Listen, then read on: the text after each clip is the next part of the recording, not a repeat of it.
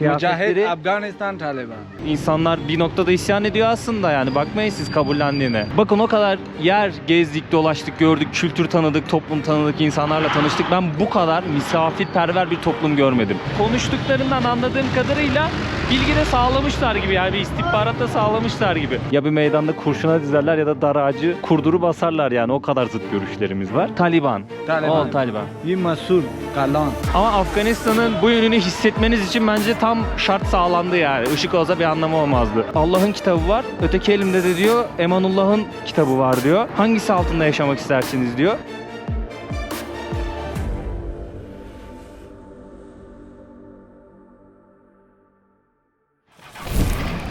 Selamünaleyküm abi. Selam. Çetor abi. Üniversite?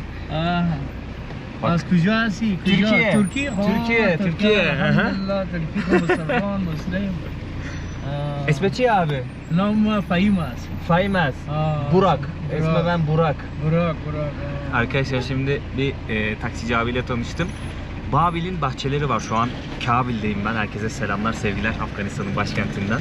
Babil'in bahçeleri var. Orayı görmek istiyorum buradan ayrılmadan önce. Kaldığım otelin çevresindeyim şimdi. Buradan orası böyle 5-5,5 kilometre falan. 200 Afgani'ye götürecek beni. Abimizin bakın burada çayı var. Şöyle göstereyim. Her zaman çay olur yani. Çaysız hareket etmezler. Sağ tarafta kontrol noktası var. Burada trafik polisi burayı şey yapıyor, kontrol ediyor. Bir yandan da güvenliği sağlıyorlar burada. Şu sağ tarafta bayrağı görüyorsunuz değil mi? O bayrağın olduğu her yerde silahlı askerler bekliyor ve kontrol ediyor. İleride de bir kontrol noktası var. Şimdi kamerayı indirmem gerekecek. Asker olacak çünkü silahlı asker olacak.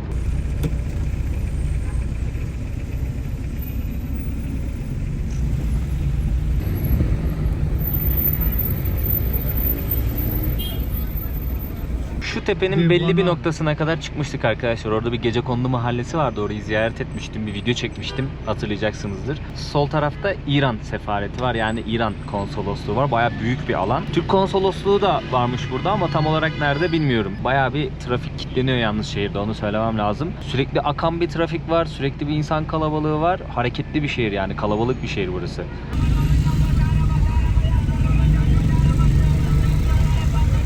Arkadaşlar şimdi Babil'in bahçelerine geldim.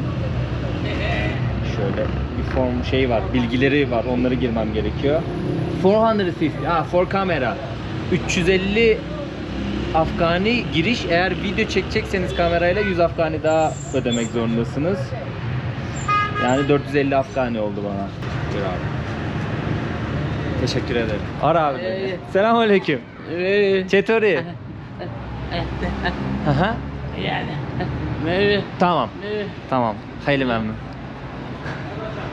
Bakın burada şu yazı var. Ona dikkat edin. No weapon. Yani silah yasak. Herhangi bir silah vesaire bir şey sokamıyorsunuz içeri. Babil'in bahçelerine geldik. Selamünaleyküm. Şimdi sol tarafta kadınlar var. Diğer tarafa doğru geçeyim ben. Biri bir şey der. Sıkıntı yaşamayalım. Burada video çekerken dikkat etmeniz gerekiyor arkadaşlar. Kadınları çekmemeniz gerekiyor. Ya illaki kameraya düşen oluyor ama böyle özellikle kamerayı tuttuğum olmadı. Çetori.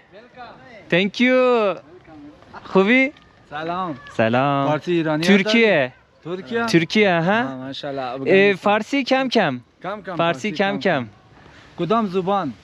Hub baladi. Hub baladi. Farsi baladi. Farsi kem. Türkiye, İngilizce. Ma İngilizce kam. İngilizce kem. Farsi baladam. Pahtun. Pahtun. Ha, Peştun. Abilerimiz Peştun. Bakın şöyle kıyafetleri. Mücahit Afganistan Taliban. Mücahit Afganistan. Mücahit Afganistan. Bak tamam. Taliban Mücahiti kendisi. Onunla da tanışmış olduk.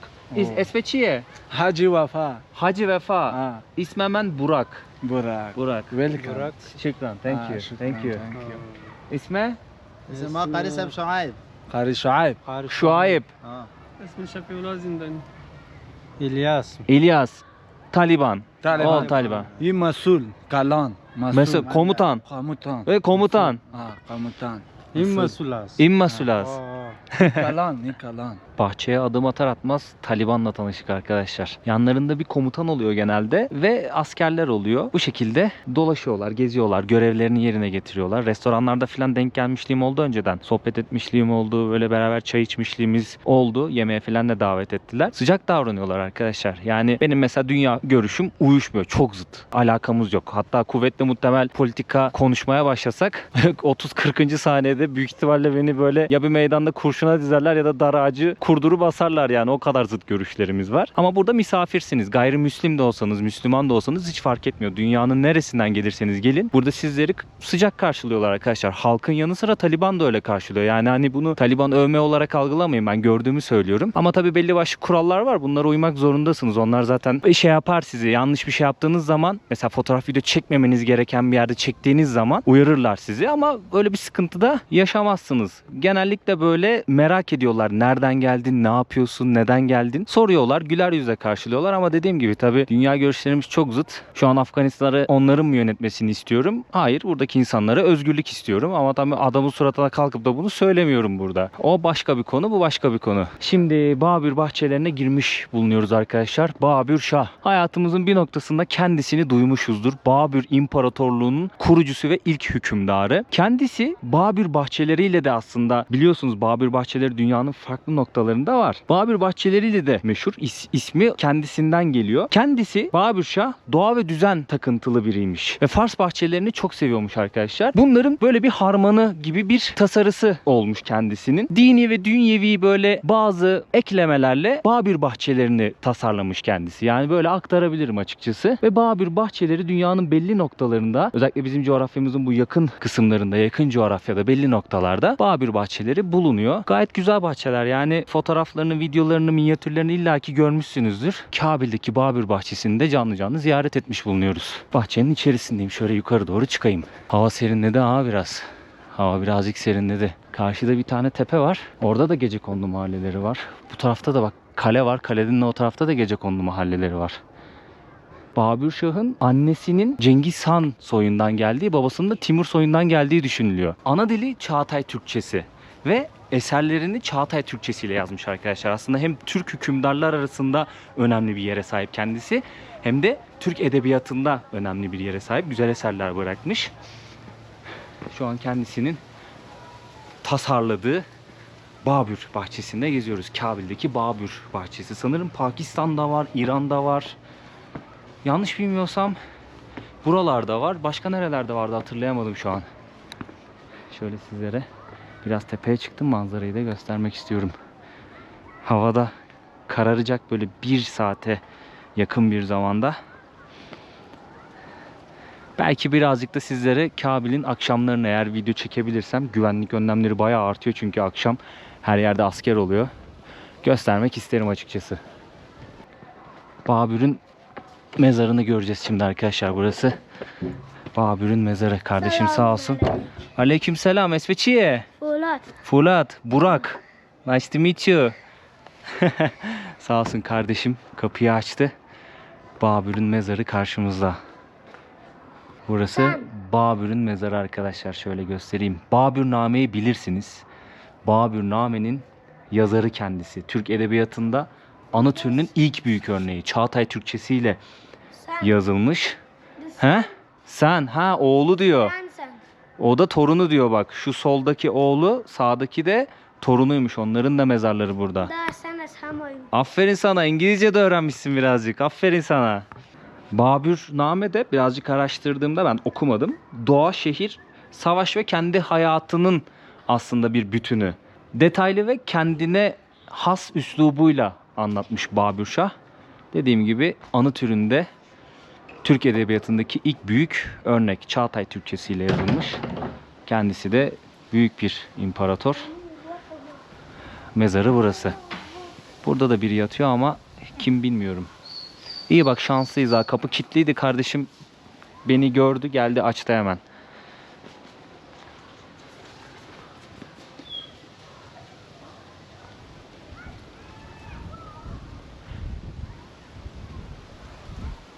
şehirden çok uzaklaşmadık aslında. O kadar sakin ki burası yani. Şehrin içindeki o kaos, karmaşa, gürültü, hareketlilik. Ona nazaran bura çok zıt yani. Bayağı bir sakin, bayağı bir dingin. Tabii yine az da olsa dışarıdan buraya bir ses geliyor ama şehirdeki kadar değil.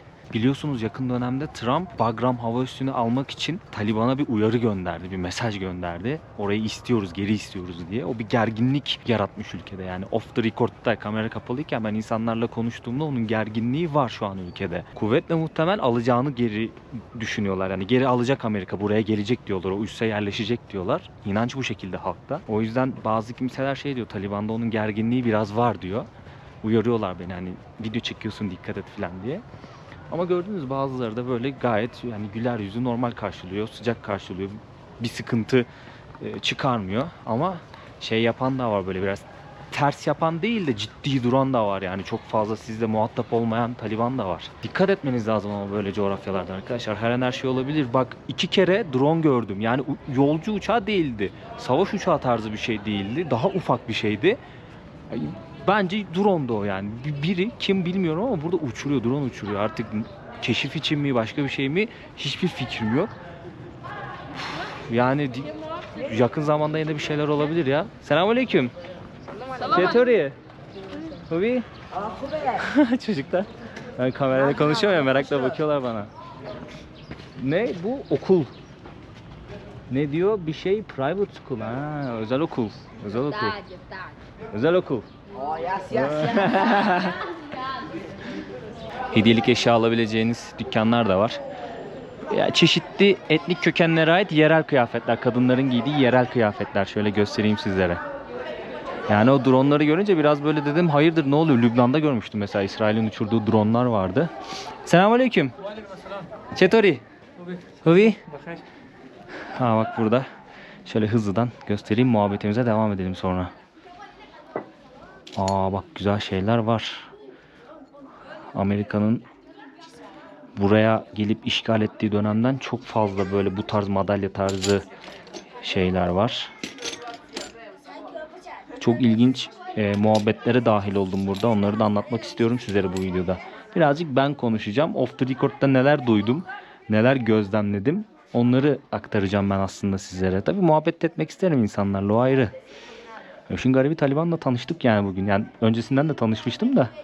Bugün de ayrı bir üyeleriyle tanışmış olduk. Kavga etmeyin, kavga etmeyin. Kavga etmeyin. Çak. Çak. Aferin. Tamam abi bitti gidiyorum ben. Aha güzel. Teşekkür. Teşekkür Mikonem abi. Teşekkür Mikonem. Hodafes. Hodafes. Aa burası, buradan bilet alıyorsunuz arkadaşlar. Aa Tika'nın çeşmesi var orada. Bak gelirken görmedim. Burada işte uyarılar var. Top getirmeyin, bıçak muşta yok, silah yok, sigara içmeyin gibisinden uyarılar var. Burada da Tika'nın çeşmesi var. Birçok yerde Türk bayrağı görüyorsunuz bu arada yani hani ürün de buraya getirip bayağı bir ticaret yapıyoruz yani. O yüzden ürünlerin üzerinde, paketlerin üzerinde görüyorsunuz. Bunun yanı sıra böyle bazı yerlerde Türk bayrağı da görüyorsunuz. Belki maddi destek olmuşlardır. İşte böyle TİKA gibi kuruluşlar ya da özel STK'lar. Şimdi buradan merkeze doğru yavaş yavaş yürüyelim, sohbet edelim arkadaşlar. Bakalım kamerayı açık tutmaya çalışacağım. Tutabildiğim kadar. Yeri geldiği kendime çevireceğim kamerayı. Teşekkür. Çünkü bu yol üstünde de gelirken fark ettim. Bayağı bir kadın var. Bu taraflara doğru yürüyorlar. Mahallelerin evlerine doğru yürüyorlar. Onlara doğru çok tutmak istemiyorum. Her neyse. Yani belli noktalarda Taliban'la tanışmanız mümkün. Sohbet etmeniz, sorular sormanız mümkün. Bazıları İngilizce biliyor, bazıları hiç bilmiyor. İşte çeviri yardımıyla konuşabilirsiniz. Ya da İngilizce bilen biri varsa o sizin adınıza çevirir. Ama o drone olayı birazcık şey oldum yani. Hayırdır oldum yani. Ne oluyor oldum. Şaşırdım birazcık. Lan kavga etmeyin. Hırçın hırçın buradaki insanlar şey ya, yıllarca işgal altında kalmışlar, savaşmışlar. Yani gerçekten çok çetin şartlar yaşamış bir coğrafya. Ta Sovyetinden Amerika'sına kadar. Gelmiş Taliban yerleşmiş. Onun şartları ağır, kuralları ağır. İnsanlar bir noktada isyan ediyor aslında yani. Bakmayın siz kabullendiğine. Hani kabullenmemişler aslında. Mecburiyetten yaşıyorlar çünkü çok ağır yaptırımları Var Taliban'ın. Özellikle Amerika gelmeden önce mesela 2001'den önce çok sert uyguluyorlarmış şeriatı. Şöyle abla var, onun önüne geçmem lazım. Rahat çekeyim. Ya bayağı böyle ağır infazlar bir şeyler oluyormuş. Selamünaleyküm. O yüzden insanlar çekiniyor da bir noktada. Yasakları zaten biliyorsunuz, anlattım. Konuştuk videolarda. Kural yok, nizam yok. Bak yola atladım, geçiyorum. Trafik lambası diye bir şey yok. Trafik polisi kontrol etmeye çalışıyor. Edemiyor. Bu da Kabil Nehri. Gördüğünüz üzere su kalmamış Kabil Nehri'nde. Çöplük, pislik, iğrenç kokuyor. Maalesef insanlar bu şartlarda yaşıyorlar yani. Çok uzun yıllar hep garibanlığa itilmiş, cehalete itilmiş, yoksulluğa itilmiş. Aslında baktığınızda 100 seneden öte bir mevzu bu. Ta Emanullah Han döneminden başlıyor aslında bu insanların böyle cehalete itilmesi, garibanlığa itilmesi. Biliyorsunuz Emanullah Han Atatürk'ün yakın dostu, abim olarak, kardeşim olarak bahsediyor kendisinden, Atatürk'ten. Türkiye Cumhuriyeti kurulduktan sonra işte o anayasayı alıp buraya uyarlamak istemiş ama birazcık böyle sert giriş yapmış. Amacı modern Türkiye gibi modern Afganistan'ı yaratmak Emanullah Han'ın. Atatürk'ü örnek alıyor. Ama bildiğiniz üzere Afganistan'da çok fazla aşiret var arkadaşlar. Kabile ve aşiret yönetimleri hala var burada. Özellikle böyle köy kasabalarda. Şimdi Emanullah Han normal olan modernleşmeyi burada sağlamaya çalışıyor yani. Hani insanlara özgürlük tanıyor. Daha modern bir yaşam sunmak için mücadele ediyor. Ama bu merkezi yerlerde mesela biraz daha rahat olur tahmin edebileceğiniz üzere. Ama köy kasabada bunu yapamazsınız. Özellikle aşiretlerin hüküm sürdüğü ve kontrolü elinde tuttuğu yerlerde yapmanız çok zor. İngilizler burada devreye giriyor işte. Diyor ki bak burada diyor Allah'ın kitabı var. Öteki elimde de diyor Emanullah'ın kitabı var diyor. Hangisini seçeceksiniz diyor. Hangisi altında yaşamak istersiniz diyor. İşte özellikle kadınlara verilen haklardan sonra, özgürlüklerden sonra bu aşiretler biraz daha böyle şeriat yanlıları diyeyim. Onlar bayağı bir ayaklanma çıkarmış İngilizlerin kışkırtmalarıyla. Emanullah Han kaçmak zorunda kalıyor ülkeden. Modernleşme olmuyor ve Afganistan da o günden bu yana böyle hep böyle şeriat gibi daha böyle baskıcı bir yönetimle yönetiliyor. Afganistan'ın toprakları çok zengin bu arada arkadaşlar. Bu tabi emperyalist ülkeler için bayağı bir bulunmaz nimet. Buradan zenginliği alacak, kendi ülkesine götürecek, kendi ülkesini ve vatandaşlarını zenginleştirecek, ceplerini dolduracaklar. Yani emperyalistlerin her zaman yaptığı şey. O yüzden Afganistan'ın affedersiniz ama burnu boktan kurtulmuyor. Sürekli böyle bir işgal, sürekli belli başlı grupların baskıcı yönetimleri altında yaşayıp bu zenginlikleri sadece kendi taraftarlarına aktarması gibi çok uzun yıllar buradaki halk maalesef hem cehalete itiliyor, eğitim alamıyorlar, hem de böyle baskıcı toplumlarla sindiriliyorlar. Gariban yaşıyorlar. Yani iş yok, güç yok vesaire bilmem ne. Yıllar geliyor. Sovyet dönemi. Oraya bağlayayım şimdi. Bu Sovyet döneminde belli başlı gruplar türüyor burada. Diyor ki biz kendi toprağımızda diyor kendimiz yönetmeliyiz diyor. Başka ülkeler gelip burayı yönetmesin diyor. Taliban'ın doğduğu sene 1994. Molla Ömer Kandahar'daydı sanırım. Medresede hoca. Öğrencilerle bu durumu yapamıyorlar ya, hazmedemiyorlar ve Taliban örgütünü kuruyor Molla Ömer. Taliban ne demek? Öğrenciler demek. Silahlanıyorlar. İşte Sovyetlere karşı, sonrasından Amerika ile savaşıyor. Bana seslendi galiba. Yapamadım, görmedim. Amerika ile savaşıyor falan derken ama ilk ayaklanması Sovyetlere karşı. Tabi o zaman Amerika da destekliyor. Belli başlı Avrupa ülkeleri Taliban'ı destekliyor.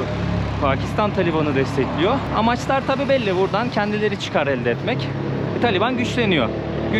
En son kontrolü ele alıyor. İlk geldiklerinde yönetimde bayağı zalimlermiş. Yani ben burada insanlarla konuştuğum, belgeseller izledim, biraz okuma yaptım. Bayağı sıkıntılıymış. Şeriatı kendi kurallarına, kendilerine göre yorumladığı için çok eleştiriliyor Taliban mesela. Eleştiriler hep bu yönden geliyor ve çok sert oldukları için eleştiri alıyorlar.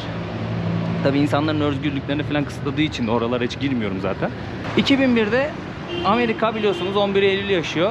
El-Kaide üstleniyor. Diyor ki El-Kaide diyor sizin topraklarınızda diyor Taliban'a. Siz diyor bunu destekliyorsunuz diyor ve barındırıyorsunuz diyor. Bu bahaneyle giriyor Afganistan'a abi. Biraz hızlı atlıyorum o tarihsel şeyleri, detayları geçiyorum. 2001'de Amerika'nın buraya işgali başlıyor. Daha sonrasında 20 yıl. 20 yıl burada. Yani yaşanan acıları bilmem neleri hepimiz biliyoruz. En son Joe Biden yönetiminde buradan çekilmeye karar veriyorlar. Taliban'da bir sene boyunca böyle müzakere yapıyorlar. 11 Eylül'ün 20. yıl dönümünde buradan işte çekilme sürecine giriyor. Hatta o çekilme... Selamünaleyküm. Teperi. O çekilme döneminde intihar saldırısı falan düzenlemiş belli başlı örgütler. Bayağı bir öle neden olmuş hem Amerikan askerlerinden hem sivillerden. 2021'de alıyor Taliban buradaki yönetimi ve şu an biz Taliban yönetimindeki Afganistan'da Kabil'de geziyoruz, başkentteyiz. Şimdi gelelim buradaki duruma. Yani insanlar hayattan memnun değil, açıkça söyleyeyim bunu. Çoğu insanla konuştuğumda, yüzdesel olarak vurduğumda insanlar çok şikayetçi. Neden? Özgürlük yok bir. İkincisi işsizlik var. Para yok. İnsanlar yurt dışına kaçmak istiyor. En büyük hedefleri de Türkiye. Bunun sebebi de şu. Bir Müslüman ülke Türkiye, öyle görüyorlar. İki, para var Türkiye'de. İş bulabiliyorlar, çalışabiliyorlar.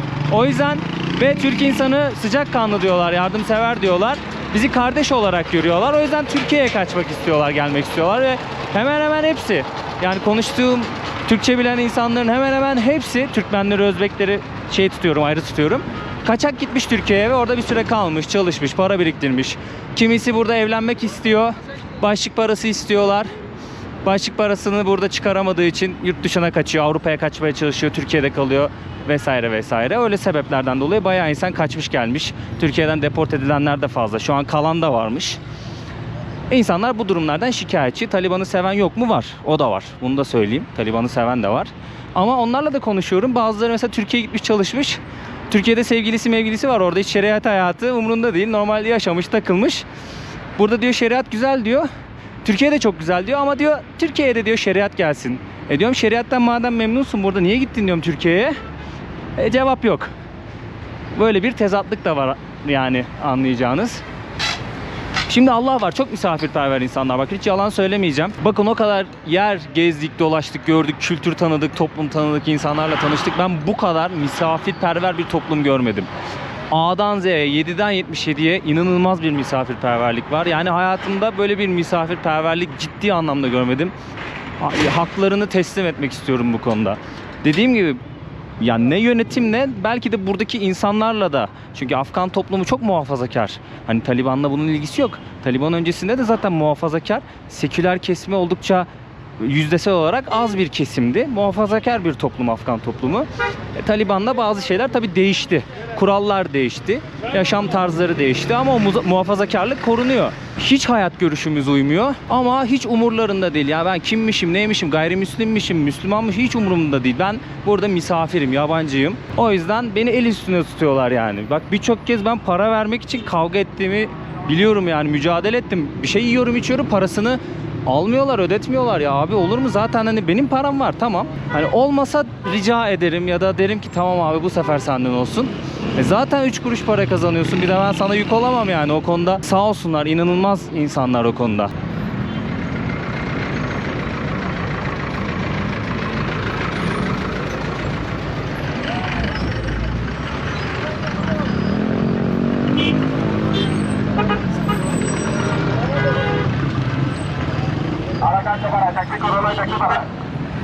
Burada enerji içeceği çok seviyorlar arkadaşlar. Her yerde böyle farklı markaların enerji içecekleri var. Onu içiyorlar. Sağ ol abi. Abilerime bir enerji içeceği ısmarladım ben de. Bu kardeşim de burada bir şeyler satıyor, harçlığını çıkarıyor. Belki babasının tezgahıdır. Benzin fiyatlarına bakalım. Petrol 1.15 dolar diyeyim. LPG de 80 cent. Amerikan doları olarak söyledim. Benzin fiyatları da böyle arkadaşlar. Onu da görmüş olduk. Havayı bayağı bir kararttık bu arada. Parkta oturan insanlar var ama serinledi ya. Bayağı akşamları yani montsuz falan imkanı yok yani. Dolaşamazsınız. Bayağı üşürsünüz. Hasta olursunuz net. İnsanlar da oturuyor. İnsanlar dediğim erkekler. Yani internette bir yazı okudum. Kadınların parka girişi yasak falan diye ama yeni şehrin daha doğrusu yeni kurdukları bir şehir tarafı var. Benim otelim de o tarafta kalıyor. Yeni şehir diyorlar oraya. Oradaki parka giren kadınlar gördüm ben. Yanlarında tabii büyük ihtimalle ailesinden bir erkek üye vardı, mahrem olan o kadına. Öyle girebiliyordur belki. Nehrin haline baksana ya.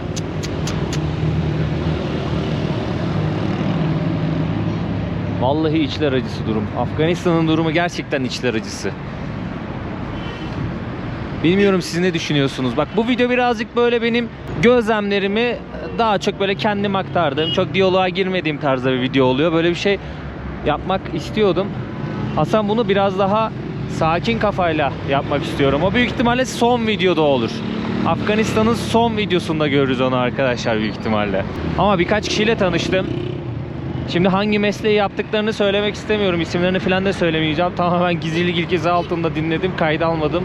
Not da almadım. Bu insanlar Amerika'ya tercümanlık yapmışlar. Burada işgal sürecinde tercümanlık yapmışlar ve biraz da böyle konuştuklarından anladığım kadarıyla bilgi de sağlamışlar gibi. Yani bir istihbarat da sağlamışlar gibi. Her neyse tercümanlık yapıyorlar. Ve gün geliyor Amerika buradan işte çekilecek. O süreç işliyor. Amerika diyor ki biz diyor sadece seni götürürüz diyor. Şimdi bu insanların aileleri de var burada. Biz diyor sadece seni götürürüz diyor. Aileni alamayız diyor. Bu insanlar da diyor ki işte bir tanesi o hikayesi ciddi anlamda filmlere konu olan hikaye. Diyor ki ben ailemi burada bırakamam. Ailemi de alın, beni de alın gidelim yani ben size yıllarca burada o kadar yardımcı oldum, hizmet ettim. Bırakmayın bizi burada yani bunların yönetimine bırakmayın. Götürmüyorlar. Kendisini de ailesini de götürmüyorlar. Kabul etmiyor yani. Sen gelirsen sadece götürürüz yoksa burada kalırsın. Aileni alamayız diyorlar ve burada bırakıyorlar. Adamı da ailesini de burada bırakıyorlar. Her neyse bu adam tabi Taliban yönetimi geldikten sonra korkuyor ya. Çünkü ismi ve sureti açığa çıkarsa onlara karşı çalıştığı öğrenilirse geçmiş olsun infaz yani. Selamünaleyküm. İyi misin? Selamünaleyküm abi. İyi misin? Neredesin Nasılsın? kardeş? Sağ ol sen nasılsın? Adın ne? Bilmiyorum Türkçe. Türkçe bilmiyor musun? Oo. Öyle bir geldi ki ben de Türkçe biliyorum zannettim. Oo. Tamam eyvallah sağ ol. Hodafez. Hafız. Hodafez eyvallah. Ben öyle bir geldi ki adam Türkçe biliyor zannettim.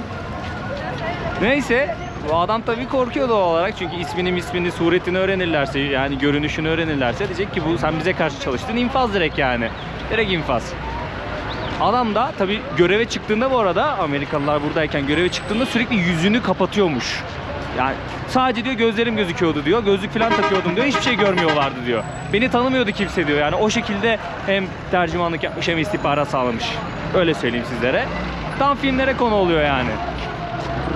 Adam diyor ki korkudan diyor sürekli diyor yaşadığım yeri değiştiriyorum diyor. Her 2-3 ayda bir aileme bakmak zorundayım diyor. Yeri geliyor diyor başka işler de yapıyorum diyor. Fark ettiyseniz hikayesini değiştiriyor aslında. Geçmişi geride bırakmış. Yaşadığı günün hikayesini sürekli değiştirerek kendi kimliğini gizlemeye çalışıyor ve tam böyle filmlere konu ya. Tam filmlere o izlediğimiz filmlerdeki konu yani. Onu birebir adamın ağzından dinledim. Geç saate kadar kalabalık sürekli sokaklarda arkadaşlar. Yani havada soğuk olmasına falan bakmayın. Hiç aldırmıyorlar. Kalabalık sokaklarda. Kadın erkek sokakta bu arada. Ama gördüğünüz üzere ışıktan bayağı bir yoksun şehir.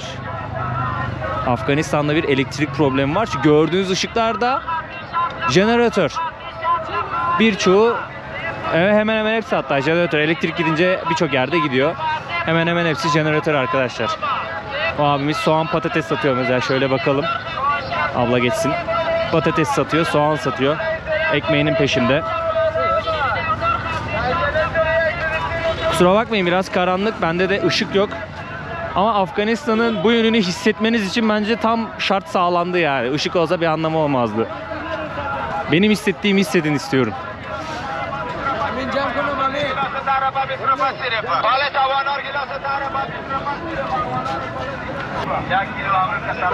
Cennet hurması mı diyorlardı buna.